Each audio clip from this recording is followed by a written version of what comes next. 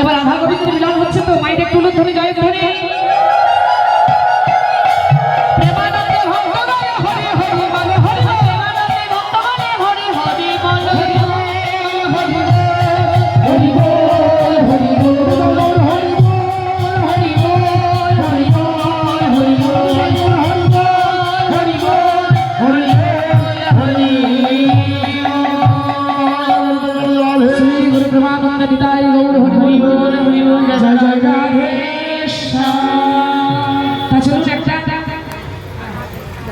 আমরা দুটো হিন্দি একটা বাংলা একটা হিন্দি কেমন